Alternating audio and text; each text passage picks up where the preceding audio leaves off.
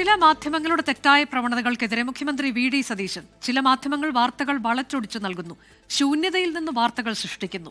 റേറ്റിംഗിന് വേണ്ടി ചില മാധ്യമങ്ങൾ നടത്തുന്ന തെറ്റായ പ്രവണതകൾക്ക് പിറകെ വിശ്വാസ്യതയുള്ള മാധ്യമ സ്ഥാപനങ്ങൾ പോകരുതെന്നും മുഖ്യമന്ത്രി വി.ഡി. സതീശൻ പറഞ്ഞു.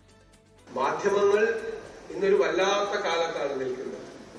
അനറ്റിക്കലായിട്ടുള്ള മാധ്യമ പ്രവർത്തനങ്ങൾ നടത്തുക. എന്തുമാത്രം വാർത്തകളുള്ള ഒരു സമൂഹമാണ് നമ്മുടെ. അതിൽ ആ വാർത്തകളെ വളച്ചൊടിച്ചുകൊണ്ട് റിപ്പോർട്ട് ചെയ്യപ്പെടുകയാണ്. വാർത്തകൾ ചിലപ്പോൾ ഇല്ലാത്ത വാർത്തകളാണ്.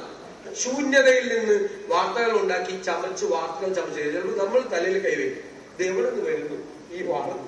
എന്ത് റേറ്റിംഗിന്റെ പേരിലായാലും എന്ത് കാര്യത്തിന്റെ പേരിലാണെങ്കിലും ചില ആളുകൾ തുടങ്ങി വച്ചിരിക്കുന്ന കേരളത്തിന് അനുയോജ്യമല്ലാത്ത, കേരളത്തിന്റെ സംസ്കാരത്തിന് ചേരാത്ത ഒരുതരം മാധ്യമ പ്രവർത്തനമുണ്ട്.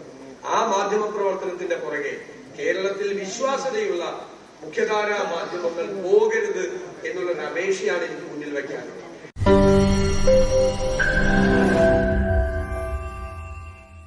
ലോകത്തെവിടെയായാലും ഏത് സമയത്തും 24 വാർത്തകളും ഓഗ്മെന്റഡ് റിയാലിറ്റി പാക്കേജുകളും എക്സ്പ്ലെയിനറുകളും വിശദമായി കാണാൻ ഞങ്ങളുടെ യൂട്യൂബ് ചാനൽ നിങ്ങൾക്ക് സബ്സ്ക്രൈബ് ചെയ്യാം.